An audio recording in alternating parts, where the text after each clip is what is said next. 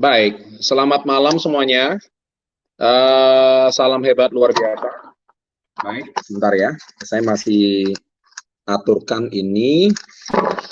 Oke, senang sekali pada malam hari ini saya kembali bisa hadir ya di acara webinar uh, komunitas Yes. Yang mana selama 2 minggu terakhir saya cukup sibuk, saya nggak bisa hadir, saya minta maaf. Dikarenakan Anda sudah tahu mungkin aktivitas saya cukup padat ya. Saya selama 2 minggu terakhir kan saya ada di ibu kota. Dan memang selama di ibu kota kerjaan saya adalah memang meeting rapat ya. Meeting rapat sama aja gitu ya. Bentar ya. Ini ada sedikit kesalahan teknis. Oke. Dan pada malam hari ini saya senang sekali bisa kembali hadir bersama Anda semuanya. Dan tentunya pada malam hari ini ada sesuatu yang sangat istimewa yang ingin saya sampaikan. Dan semoga pada malam hari ini bisa memberikan Anda satu tambahan informasi yang penting, ya tentunya. Dan tentunya pada malam hari ini, saya juga pengen memulai meeting saya malam hari ini dengan sebuah cerita. Cerita ini saya ambil dari buku Badai Pasti Berlalu, halaman ke-78. Nah, kisah ini bercerita tentang kisah seorang resepsionis. Nah, topik saya malam hari ini ada hubungannya sama cerita ini. Nah, kisah seorang resepsionis, saya bacakan ya. Suatu malam, ada seorang pria tua dan istrinya masuk ke sebuah lobi hotel di Philadelphia. Semua hotel besar di kota ini telah terisi. Bisakah Anda memberikan kami satu kamar aja, kata pria tua tersebut. Pegawai hotel menjawab semua kamar telah penuh karena ada 3 event besar yang bersamaan diadakan di kota ini. Tapi saya tidak bisa membiarkan Anda untuk berhujan-hujan di luar sana pada saat jam 1 dini hari seperti ini. Kebetulan saya diberi fasilitas kamar, tidak besar sih, tapi saya menawarkan bersediakah Anda berdua tidur di kamar saya. Keesokan harinya pada saat membayar tagihan, pria tua itu berkata pada si pegawai hotel, kamulah orang yang seharusnya menjadi bos hotel ini, karena kamu melakukan pekerjaanmu dengan senang hati dan mau melayani. Mungkin suatu hari saya akan membangunkan sebuah hotel untukmu. Nah, si pegawai hotel hanya tersenyum lebar, mendapatkan pujian tersebut, ya, dan dia sudah melupakan kata-kata pria tua tersebut karena dia pikir dirinya hanyalah seorang pegawai biasa dan tidak mungkin tiba-tiba ada tamu yang mau membangunkan hotel. Nah, kira-kira 2 tahun kemudian pegawai hotel tersebut menerima surat yang berisi tiket pesawat ke New York dan undangan sebagai tamu kehormatan pasangan suami istri yang dulu pernah menginap di hotelnya. Setelah berada di New York, si pria tua mengajak pegawai hotel itu ke sudut jalan antara Fifth Avenue dan 34th Street. Nah, lalu dia menunjuk sebuah bangunan yang luar biasa megah dan mengatakan, Charles, itulah hotel yang saya bangun untuk kamu kelola. Pegawai hotel itu adalah Charles Bolt yang menerima tawaran William Waldorf Astor. Ya, si pria tua untuk memimpin Hotel Waldorf Astoria. Hotel Waldorf Astoria itu salah satu hotel yang cukup terkenal. Waktu saya ke Eropa itu juga salah satu hotel yang cukup terkenal ya di Eropa.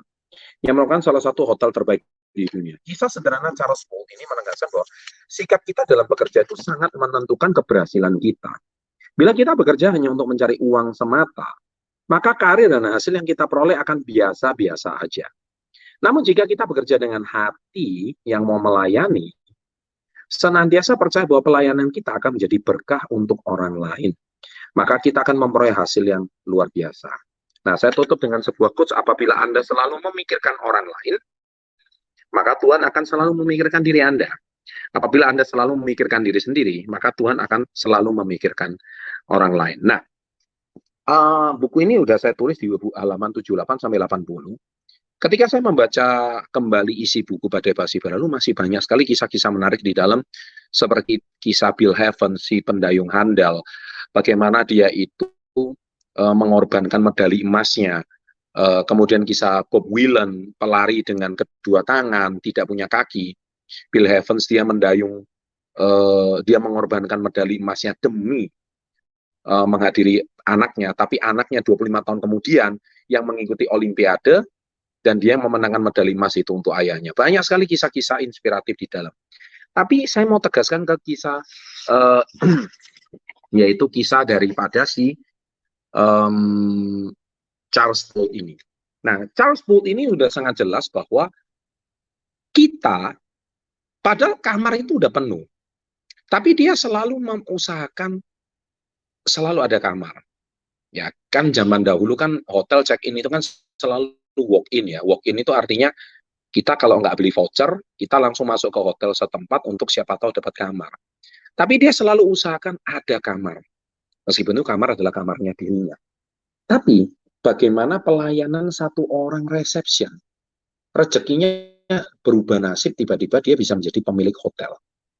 Sekarang pertanyaannya kepada Anda. Saya tahu Anda yang ikut webinar pada malam hari ini, mungkin saat ini Anda masih mahasiswa. Mungkin saat ini Anda masih SMK.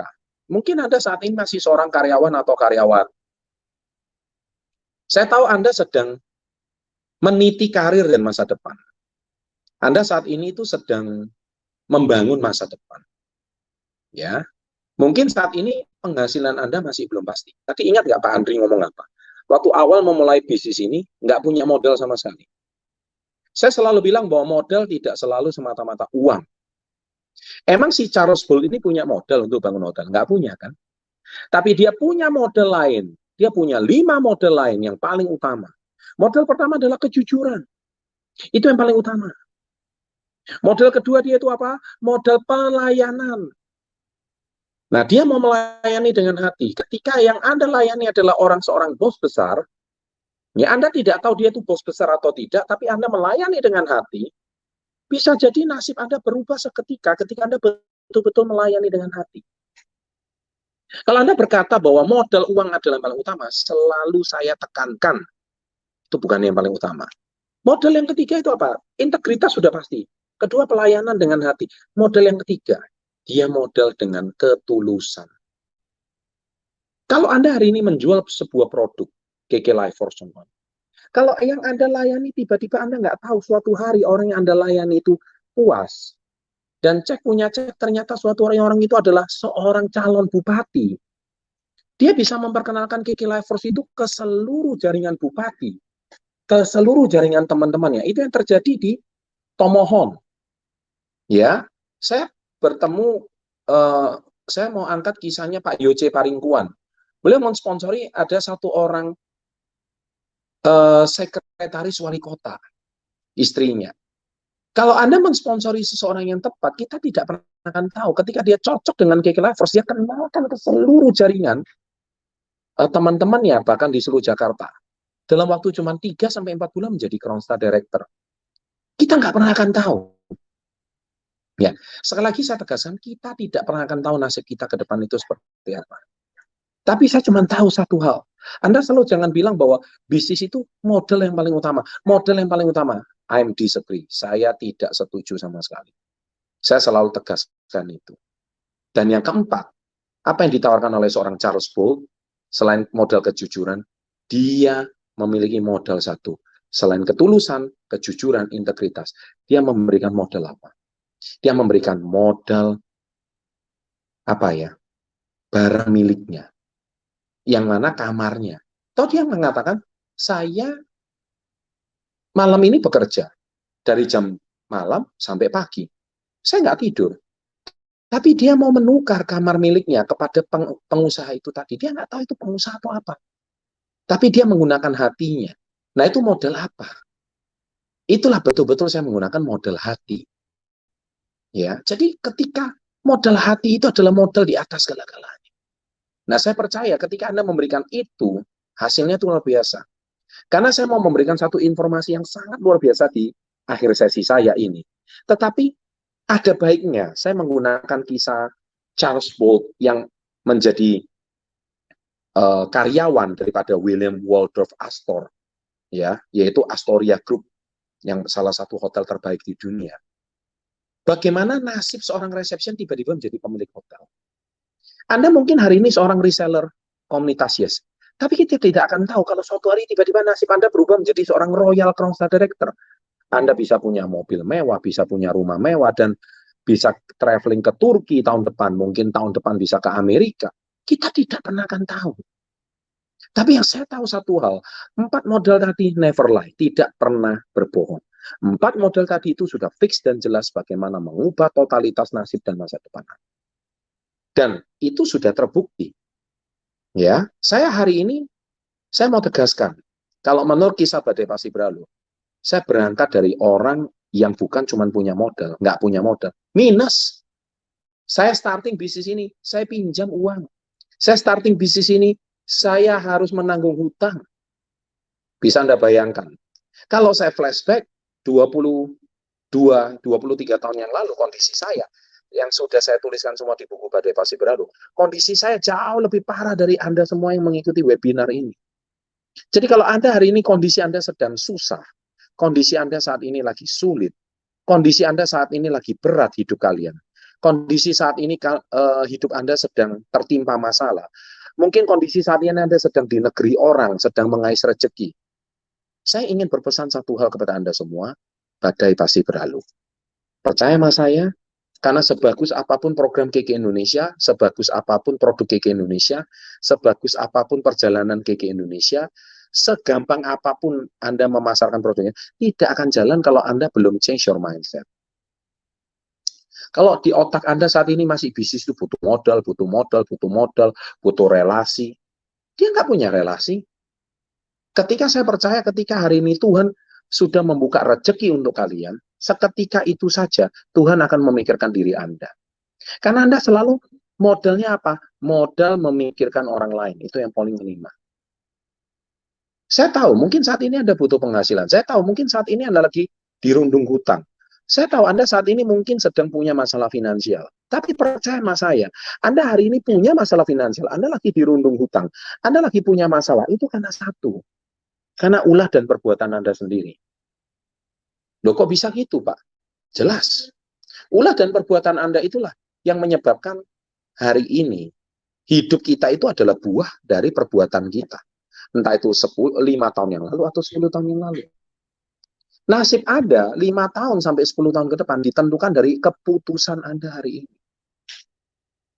Kalau si Charles Bull tidak membuat keputusan menggunakan 5 modal tadi, modal ketulusan, modal hati yang tulus, modal memberikan segala-galanya, maka saya percaya hari ini seorang Charles Bull nasibnya tetap seorang reception. Semua orang saya percaya hari ini yang ikut komunitas Yes ini pun, yang ikut seminar ini malam hari ini pun, Anda semua pasti punya satu keinginan untuk apa? Untuk mengubah nasib. Saya tahu. Tapi percaya sama saya, nasib itu tidak akan berubah kalau Anda tidak punya 5 modal utama tadi. Hari ini pun, Anda kalau ngelola uang 1 juta aja nggak bisa, ngelola uang 10 juta aja nggak bisa, gimana Anda mau ngelola uang 1 miliar? Nggak akan bisa, karena saya percaya hukum proses itu tidak pernah berbohong. Orang yang bisa mengelola uang 1 miliar dan akhirnya jadi 10 miliar, itu karena dia sudah berdarah-darah. Dia sudah paham how to manage money. Dia sudah ngerti apa yang harus dilakukan dengan uang 1 miliarnya. Dan seseorang tidak akan pernah mendapatkan uang 1 miliar kalau dia sendiri nggak pernah melatih proses bagaimana dia membayar hutangnya yang sekian puluh juta rupiah tersebut. Saya kalau baca DM Instagram saya itu selalu ketawa. Tiap hari ada aja orang minta duit, minta sumbangan. Ya kan, Pak ini saya kurang uang 30 juta, bisa nggak Bapak bantu saya? Bahkan manajer saya, staf saya itu pernah ditelepon, ya kan, di WA call, video call. Permisi, saya mau bicara sama Pak Chandra, bisa? Iya, kenapa? Saya punya hutang 500 juta. Bisakah Pak Chandra membantu melunasi hutang saya? Saya janji nanti akan cicil, bla bla bla bla. Who the hell are you, man? Ya kan? Kamu sangka saya ini siapa? Tuhan datang dari langit mau melunasi kamu punya hutang. Yang buat ulah kamu. Yang cari hutang kamu. Lah kok nyarinya ke saya gitu loh. Saya kan bingung sama netizen-netizen ini. Nah, itulah sebab. Maka hari ini, apapun masalah problem Anda, kuncinya satu, Anda sendiri itu belum pernah belajar bagaimana cara meraih kesuksesan dengan benar. Kalau Anda ngerti ilmunya Charles Bolt ini, dia seorang reception. Apakah dia dihina? Pasti sering. Apakah dia sering ditolak? Pasti. Apakah dia pernah dimaki-maki konsumen? Setiap kali dia reception. Reception itu garda terdepan. Sama seperti Anda reseller. Tapi kalau Anda baper, Anda itu dikit-dikit, aduh bisnis ini sulit. Anda nggak mungkin ngubah nasib seperti Charles Bolt. Tidak pernah akan mungkin. Trust me. Karena apa?